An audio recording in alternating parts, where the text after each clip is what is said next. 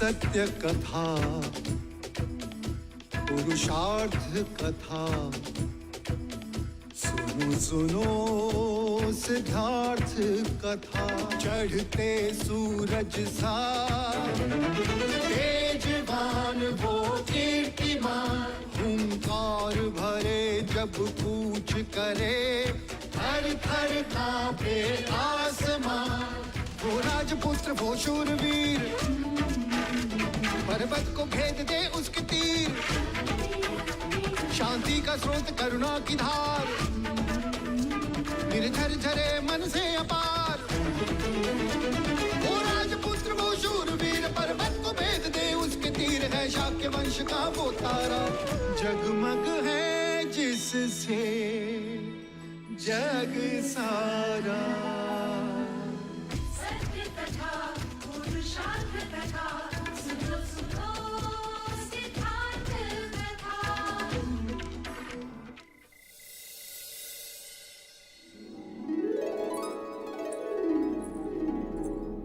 प्रणाम।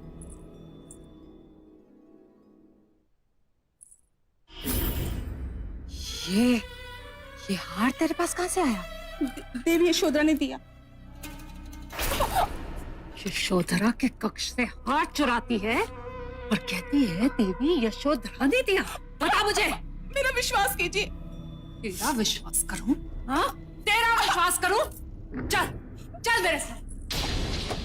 झूठ बोलती है। चल मंगला काकी, ये क्या कर रही हैं आप? मत रो। हाँ यशो, तेरे चोर को पकड़ू मैं और तू उससे सहानुभूति जता रही है। इस निर्दोष ने कुछ नहीं चुराया। आंखों वाले अंधे को क्या कहे? ये हार इसी ने चुराया है। नहीं, ये हार मैंने इसे दिया है। क्षमा करना, मेरे कारण तुम्हारे साथ ये दुर्व्यवहार हुआ। निसंकोच जा सकती हो।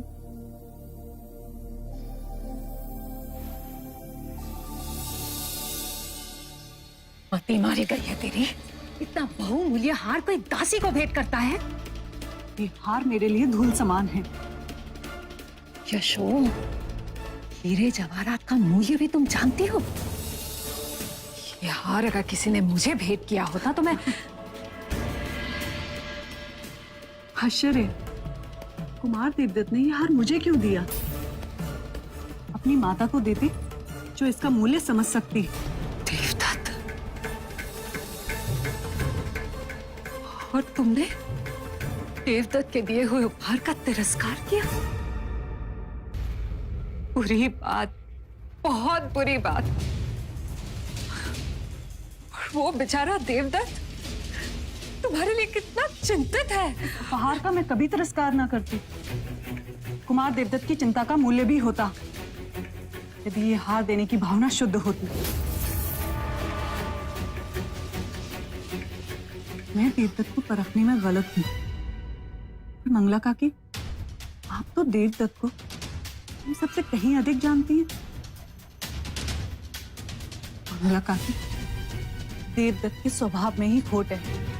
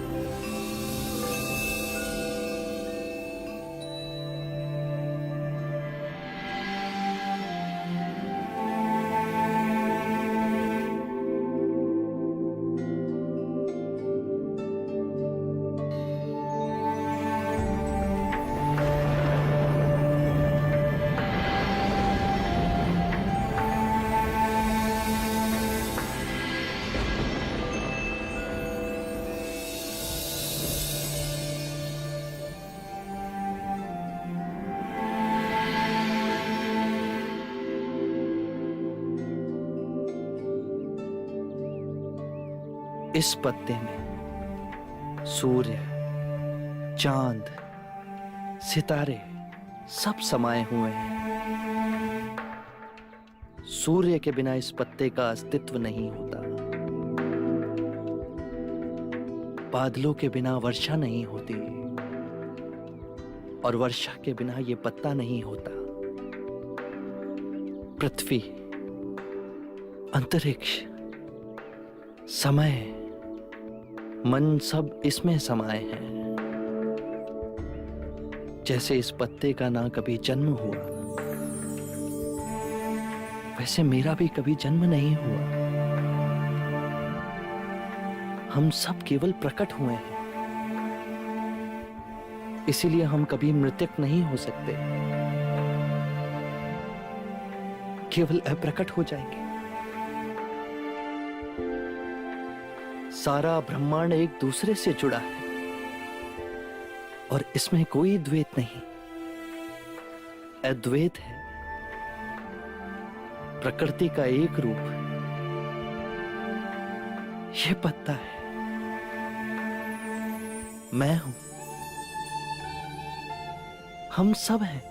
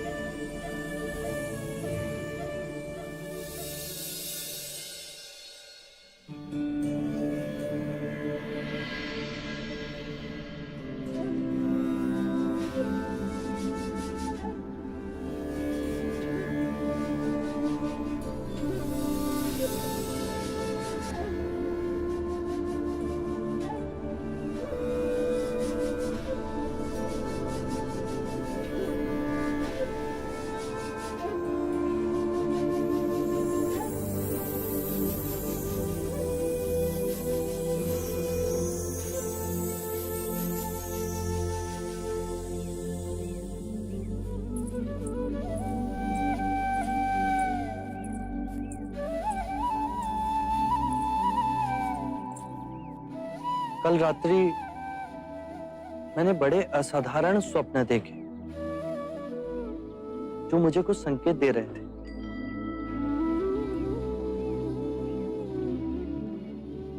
प्रथम स्वप्न में मैंने देखा कि ये पराक्रमी पृथ्वी मेरा बिछोना है, पर्वतों का राजा हिमालय मेरा सिरहाना है, मेरी बाईं भुजा पूर्व के महासागर पे विश्राम कर रही है, मेरी दाईं भुजा पश्चिम के महासागर में टिकी, मेरे दोनों चरण दक्षिण महासागर के जल से प्रक्षालित हैं। दूसरे स्वप्न में मैंने देखा कि मेरी नाभि से त्रिया नामक घास का तिनका उगा और बढ़ता ही रहा जब तक उसने बादलों को ना छू लिया। तीसरे स्वप्न में मैंने देखा कि हर रूप, हर वर्ण, हर रंग के असंख्य मनुष्य मेरे चरणों में अंजलि दे रहे हैं। चौथे स्वप्न में मैंने देखा कि चारों दिशा से चार अलग रंगों के पंछी उड़ के मेरी ओर आए, पर मेरे समीप आते ही उनका रूपांतरण हुआ। वो अपने विभिन्न रंगों को त्याग शुभ्र श्वेत रंग के हो गए। ये इस बात का सूचक है, हर रूप, हर रंग के लोग मेरी शरण में आएंगे बिना किसी भेदभाव के। पांचवें स्वप्न में मैंने देखा कि मैं एक गोबर और लीद के पर्वत के नीचे खड़ा हूं। फिर मैं उस पर्वत के शिखर पर चढ़ा और लौट कर नीचे आया, पर मैं मलिन नहीं हुआ। यह संकेत देता है कि मैं जीवन की दलदल में रहकर भी पुनीत रहूंगा। आपके सपने तो हमें समझ ही नहीं आए। मैं भी इन सपनों का अर्थ ढूंढ रहा हूं। मेरे अंतर मन से एक स्वर उठ रहा है कि मैं सद्धर्म का मार्ग पाने वाला हूं। पहले ये खीर तो खा लीजिए।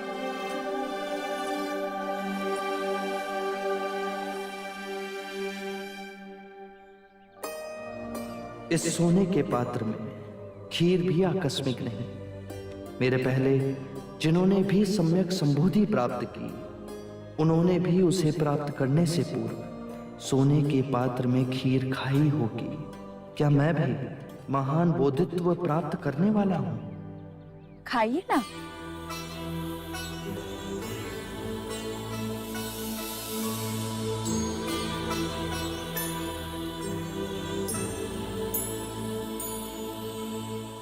क्या ये स्वर्ण पात्र तुम मुझे दे सकती हो? अवश्य। तो चलो मेरे साथ, मुझे एक परीक्षा लेनी है।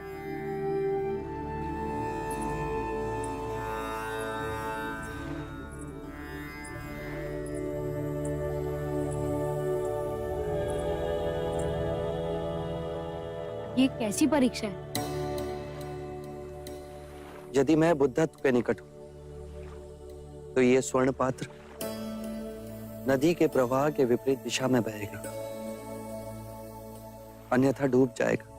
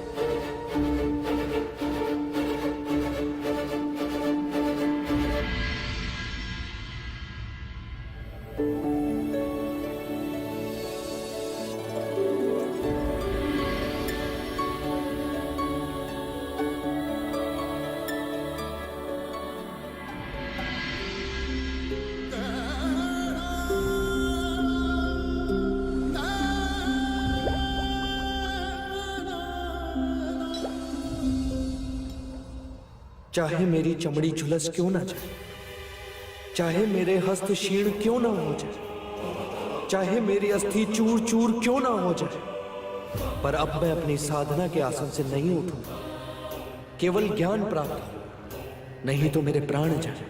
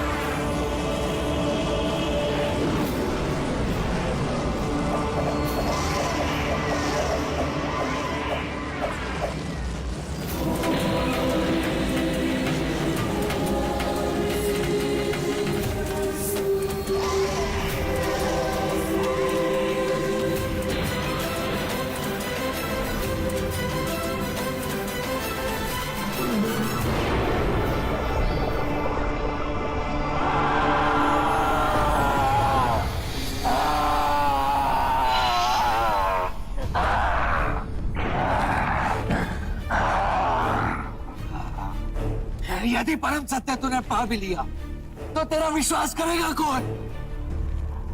तो बुद्ध के सिंहासन पर बैठ इतना अहंकार तुझमें जागा कैसे है? मैं स्वयं धरती को अपना साक्षी बनाता। आज ये पृथ्वी साक्षी होगी कि सिद्धार्थ ने मारा को कैसे पराजित किया। ये पृथ्वी प्रतीक है कि हम दो विपरीत विचारधाराओं के बीच स्थिर हो सकते हैं, अंतर में और बाहर भी। सुख और दुख एक ही सिक्के के दो रूप। जब सुख की कामना का अंत हुआ तो दुख का भय समाप्त हुआ। जीवन का उद्देश्य हर जीव को विचरना है, उसे अपनी चेतना जगाना है। आकाश गंगाओं में यात्रा करो, पर पैर धरती पर गड़े होने चाहिए। मैंने पा लिया है सुख दुख, रात दिन, अच्छा बुरा, मन और माया का खेल। परंतु उसके बीच एक मध्य बिंदु है, वही जीवन का स्रोत है। और वो हर मनुष्य की चेतना में है, कहीं बाहर नहीं।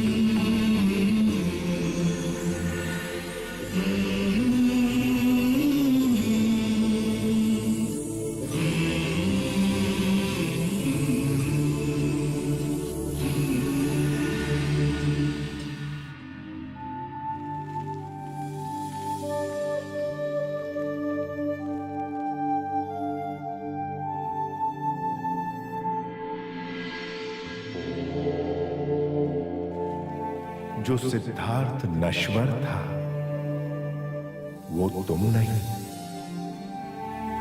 तुम बुद्ध हो, अविनाशनीय बुद्ध।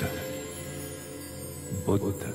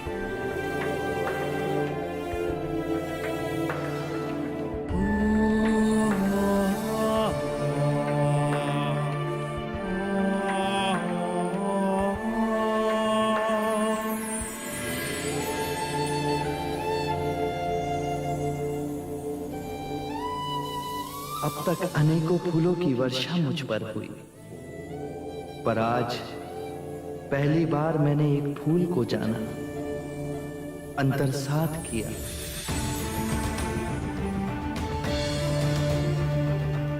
मैं जाग गया तो पूरी प्रकृति ही बदल गई। आज इतनी सघन शांति है जैसे अंतर के नीले आकाश से विचारों के सारे बादल छट गए। मैं भी तुम्हारी तरह स्वच्छंद हो गया।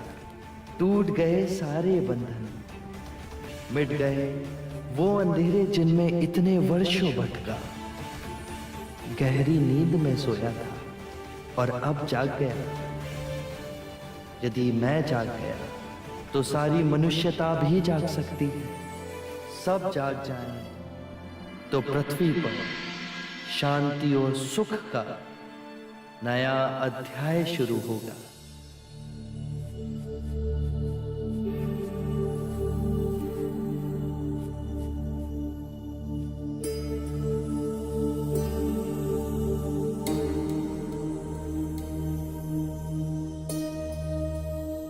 ये हमारे जोगी नहीं, ये तो कोई देव दिखते हैं।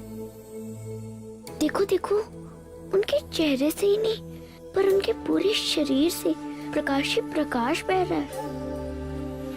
मुनि को कुछ हो गया है। हे वृक्ष, जैसे माँ अपनी कोख में एक बीज को संभाल के उसे एक नया जीवन देती है, उसी प्रकार तुमने मुझे एक नया जीवन दिया। शत शत प्रणाम। जाके सुजाता दीदी को जल्दी बुला ला, कहना जोगी जाग गए।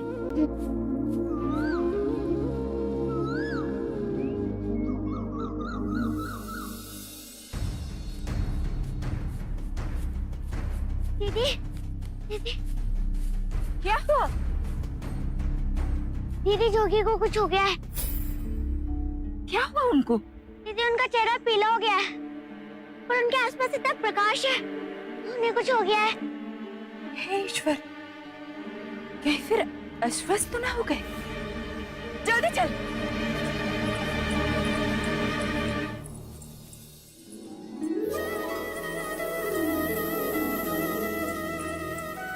आज मैंने एक बड़ा ही सुखद स्वप्न देखा। यशो, नहीं माँ, पहले आप बोलिए। नहीं, पहले तू बोल। माँ, मैंने कल रात स्वप्न में देखा कि ये कपिलवस्तु लौट आए हैं।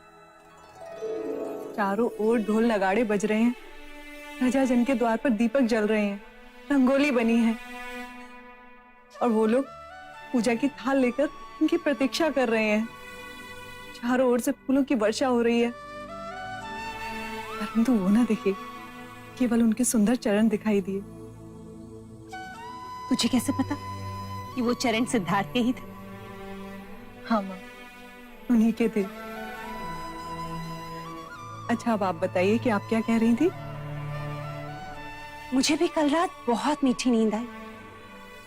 सुबह जब मैं जागी तो ऐसा लगा जैसे 6 वर्षों से मन पे रखा हुआ बोझ उतर गया। मुझे भी आज ऐसी अनुभूति हुई जो कि आर्य को पहली बार देखने के पश्चात हुई थी। ऐसा लग रहा है जैसे मन हवा में डोल रहा है। हो ना हो माँ, कुछ ना कुछ शुभ घटाए। सच यशो, सुबह से मेरा भी दायां अंग फड़क रहा है। कुछ ना कुछ शुभ घटित होने वाला है। कोई स्वप्न देख के प्रसन्न है तो कोई अंग फड़कने से प्रसन्न है। मंगला दीदी, प्रसन्नता तो एक छोटे से फूल से भी हो जाती है, किंतु कुछ लोग ऐसे भी हैं जो धन और धान्य से संपन्न होने के बाद भी प्रसन्न नहीं होते। ये संकेत मेरी ओर है महादेवी। नहीं काकी माँ, माँ संकेत में बात नहीं करती। आज तो मेरे अंदर भी ऐसे उमंग उठी है माँ, ऐसा लग रहा है जैसे सब कुछ बदल गया है अथवा हम बदल गए हैं। बदलाव? मुझे तो नहीं लगता। अब देखो ना, पिछले 10 दिनों से ना तो मैंने कोई नए गहने बनाए और ना ही कोई पोशाक। मंगला दीदी, यदि आप असंतुष्ट हैं तो रहिए, किंतु जो संतुष्ट है उसका मन तो खट्टा ना कीजिए।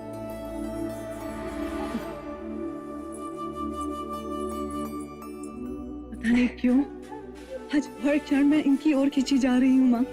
अवश्य ही सिद्धार्थ की कोई शुभ सूचना आने वाली है।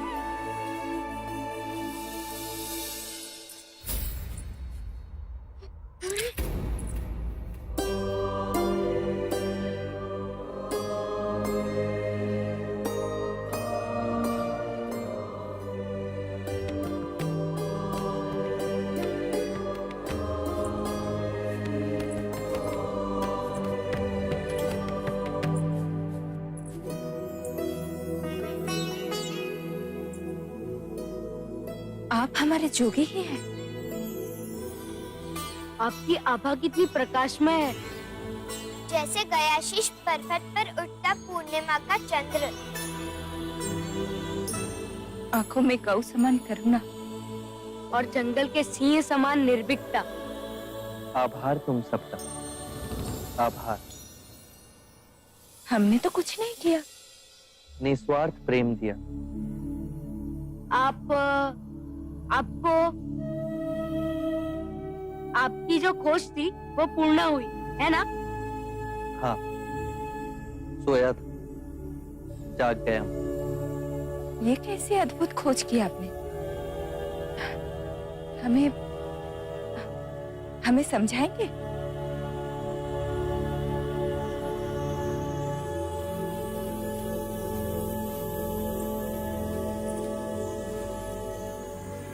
ये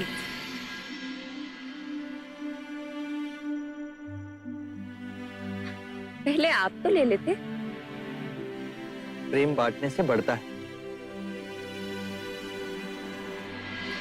ये लीजिए।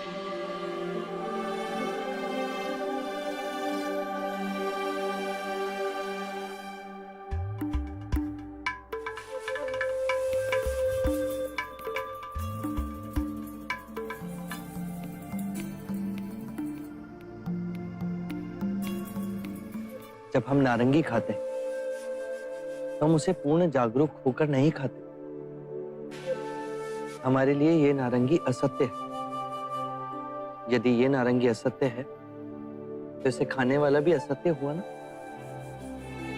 बेहोशी में हम इसे खाते हैं। यदि हम इसे होश पूर्वक खाएं, तो इसका अर्थ है हम पूरी चेतना से इस नारंगी के साथ एक रिश्ता जोड़ रहे हैं। ऐसा क्यों होता है? क्योंकि नारंगी खाने में हमारा ध्यान नहीं होता। हमारा मन अंदर ही अंदर असंख्य विचारों के पीछे दौड़ता रहता है। आने वाले कल की चिंता, बीते हुए कल का रोना। यदि वो इस ही क्षण में हो, तो ये नारंगी यथार्थ है, और फिर तुम भी यथार्थ हो, सत्य हो। जो व्यक्ति जाग गया, उसे इस क्षण इस नारंगी में वो सब दिखाई देगा जो एक बेहोश व्यक्ति कभी नहीं देख सकेगा। जागा हुआ व्यक्ति उस वृक्ष को देखेगा जहां ये उपजा। वसंत ऋतु में उस वृक्ष पर खिलते हुए फूलों को देखेगा। धूप को, उस वृक्ष को पालते हुए देखेगा। वर्षा की बूंदों को उसे सींचते हुए देखेगा। पूरी प्रकृति इसमें समाई। कितनी सरल सी बात, लेकिन ये हमें क्यों नहीं समझ आई? ये समस्या नहीं, इसे अपने हृदय से देखना पड़ता है। इस नारंगी में और हमारे जीवन में समानता है। बताओ, इस नारंगी में कितनी फाके हैं? उसी प्रकार हर दिन में 24 घंटे होते हैं। 24 घंटों को होशपूर्ण इस तरह से जीना जैसे इस नारंगी की एक एक भाग का रस चखना। दिन के पल को चेतना में जियो। जो पीछे चला गया, उसका ना राग मन में हो और ना ही आने वाले कल के सपनों की नींद में मूर्छित हो। इसी क्षण में पूर्ण जियो। यदि जीवन ऐसे जी लिया तो एक समझ जागेगी अपने विषय में और उसमें, जिसे हम अपने से बाहर समझते हैं। यदि ये समझ जागेगी तो हमारे अंदर करुणा और प्रेम का भाव स्वाभाविक जागेगा, और उस करुणा और प्रेम से हम एक दूसरे को स्वीकार करेंगे। हम स्वयं जान जाएंगे कि हम में और अनेक में कोई भेद नहीं, एक ही चेतना, एक ही स्रोत। अब इसे खाइए।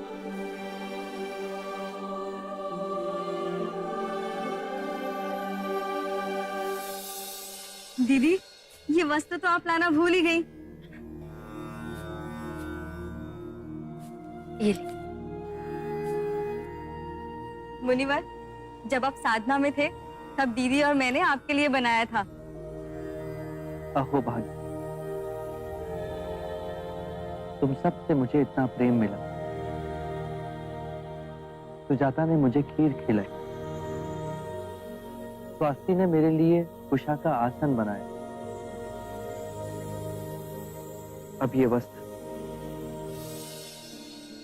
अब जाने का समय हो गया। क्या आप हमें छोड़ के चले जाएंगे? आप आज अभी तो ना जाएंगे? वो आज नहीं जाएंगे।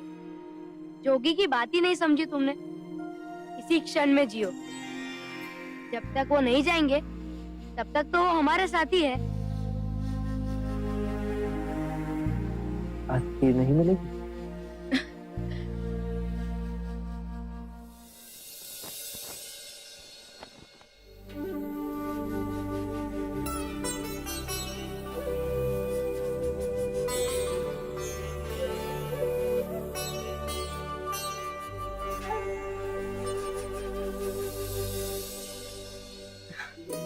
जाओ, गुरुजी को प्रणाम करो।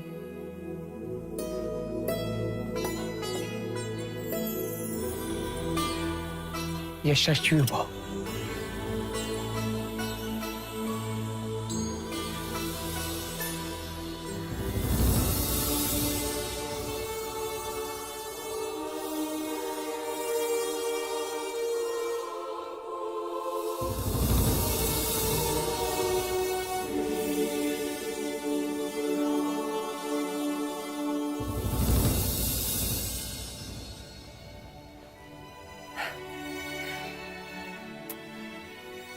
आज से तुम्हारी शिक्षा प्रारंभ हो रही है।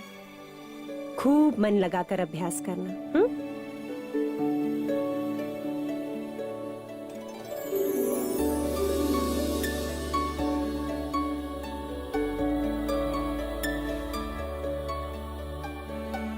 निस्वार्थ हो इस विश्व को कुछ देना, यही तुम्हारे पिता और माँ का आशीर्वाद है। अनुज, एक बात का ध्यान रखे कि राहुल किसी भी बंधन में न रहे। उसे किसी भी प्रकार के ज्ञान से वंचित न रखा जाए। जीवन के तथ्यों से उसे परिचित किया जाए। जन्म, मृत्यु, सुख, दुख, राहुल किसी भी ज्ञान से वंचित न रहे। सिद्धार्थ को सत्य से बचाने की मेरी असफल चेष्टा राहुल के साथ दोहराई ना जाए। मैं समझ गया भाई महाराज, आज्ञा दीजिए। चलो।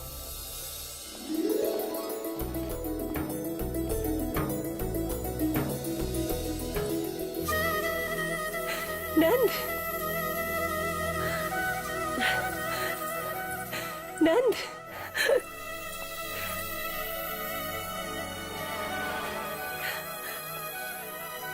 महानाम। नंद, तुम दोनों अचानक? शिक्षा पूर्ण हो गई माँ। तो घर आने की इतनी व्याकुलता हुई कि मैं सीधे ज्येष्ठ महानम के पास गया। और हम रात्रि में ही गुरुकुल से निकल पड़े। मैंने कहा था ना माँ कि कुछ ना कुछ शुभ होने वाला है। राहुल विद्या प्राप्त करने जाएगा और नंद और महानामा विद्या प्राप्त करके आ गए। तो राहुल को घुड़सवारी मैं ही सिखाऊंगा और इसे अस्त्र शस्त्र का ज्ञान मैं ही दूंगा। अरे उसे बड़ा तो होने दो, उसके पश्चात जो चाहिए सिखा देना। पिताश्री,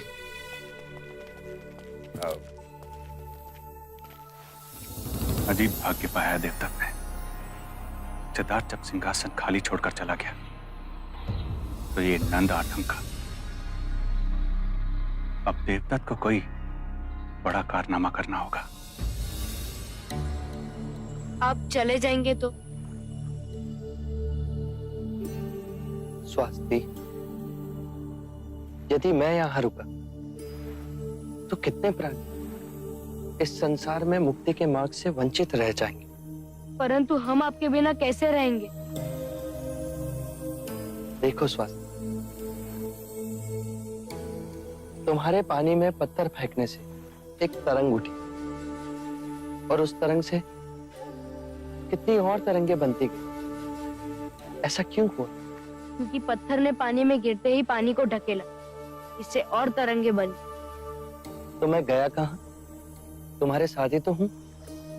मैंने तुम्हारे, जटलिका, बालागुप्ता, पूर्णा और सुजाता के मन में एक तरंग पैदा की। अब ये तरंगे तुम सब दूसरों के मन में पैदा करोगे। और आप दूर जाके सबके मन में तरंगे पैदा करेंगे। इसे हम ज्ञान मार्ग कह सकते हैं। हाँ स्वास्थ्य, और इस मार्ग पर चलकर पूर्ण जागरूकता प्राप्त होगी। क्या हम आपको पूर्ण जागरूक व्यक्ति कह सकते हैं? मगधी में जागरूक व्यक्ति को बुद्ध कहते हैं। क्या हम आपको बुद्ध कह के संबोधित कर सकते हैं? अवश्य।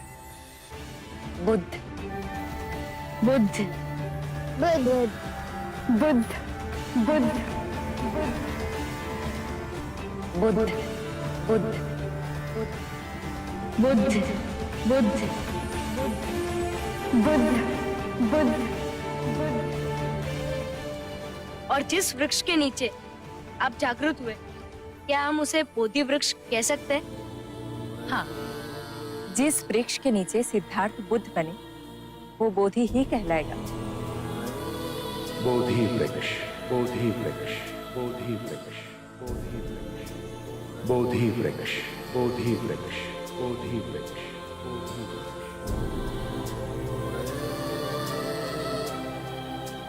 जिस सत्य को मैंने पा लिया है, अब वो मेरी ही नहीं, सारे संसार की संपत्ति है।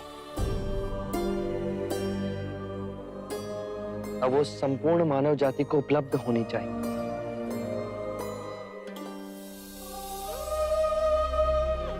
आप हमें कभी ना मिलेंगे।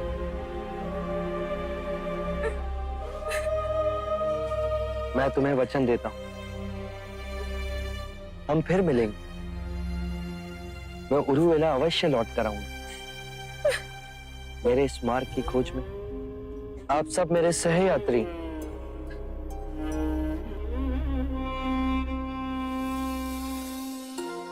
अश्रुओं के साथ मुझे विदा करोगे तो मेरा मन भारी हो जाएगा। आप सब मुझे मुस्कुराकर विदा करें।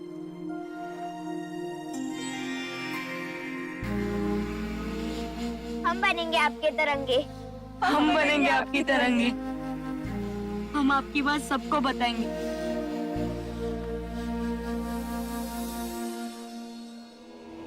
आरंभ हो गई निर्वाण प्रथा, सुनो सुनो ये बुद्ध कथा।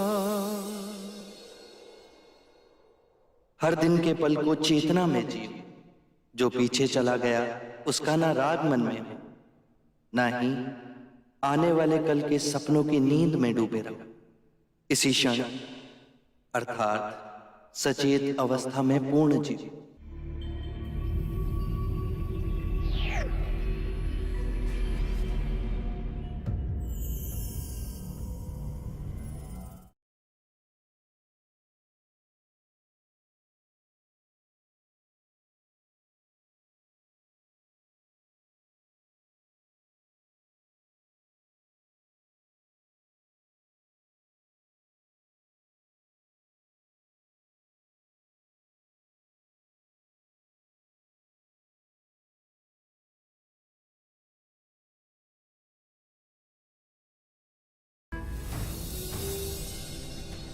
एक बार तीर कमान से छूटे तो उसे अपना लक्ष्य पाना ही।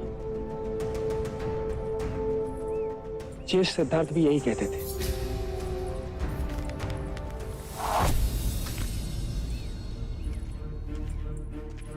हमारी एकाग्रता क्यों टूट गई?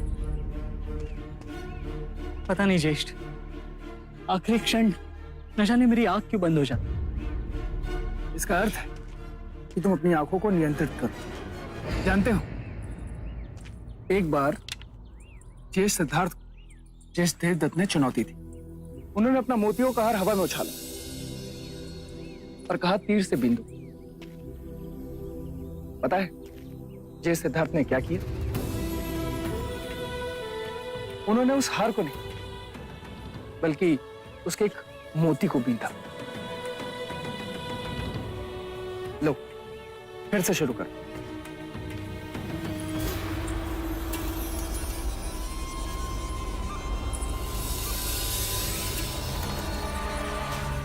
विभावरी, एक बात तो बताओ, यदि तुमने अपने दाहिने हाथ से पूजा की थाली पकड़ी हुई हो तो क्या तुम उसी दाहिने हाथ से पूजा कर पाओगी? मैं समझी नहीं दीदी। इतनी ना समझी? अब मेरा कहने का ये मतलब है कि तुम्हारे दोनों हाथ दाहिने हाथी तो है, एक नंद तो दूसरा महाराणा। मानती हूं कि नंद को महादेवी प्रजापति ने जन्म दिया है, परंतु पालने वाली तो तुम हो, और जन्म देने वाली से पालने वाली का औदा बहुत ऊंचा होता है। तो मैं अरे पगली, आज नहीं तो कल राजमाता होने का सुख तो तुम्हें ही भोगना। बस सिर्फ इतना ध्यान अवश्य रखना कि राहुल उस राजगद्दी पे ना बैठे। ये कैसी अटपटी बात हुई दीदी? आप फिर से कोई उल्टा पाठ पढ़ा रही है ना? अरे नहीं नहीं, मैं तो तुम्हारे भले के लिए ही सोच रही थी। इस विषय को यही समाप्त करते हैं दीदी। कौन शाक्यों के सिंहासन पे बैठेगा, इसका निर्णय स्वयं महाराज को करने दीजिए। तुमने तो मेरी मुंह की बात छीन ली विभावरी। मैं भी तो यही कह रही थी कि शाक्य सिंहासन पर कौन बैठेगा इसका चुनाव महाराज ही करेंगे, और वो ना तो राजा अमितोदन के पुत्र होंगे और ना ही राजा द्रोणदन के, है ना? वाह, क्या बात है, क्या निशाना था, शाबाश। राजगद्दी पर कौन बैठेगा उसका चुनाव तो तय ही समझो, परंतु मैंने तुमसे जो कुछ भी कहा विभावरी, उस बात पर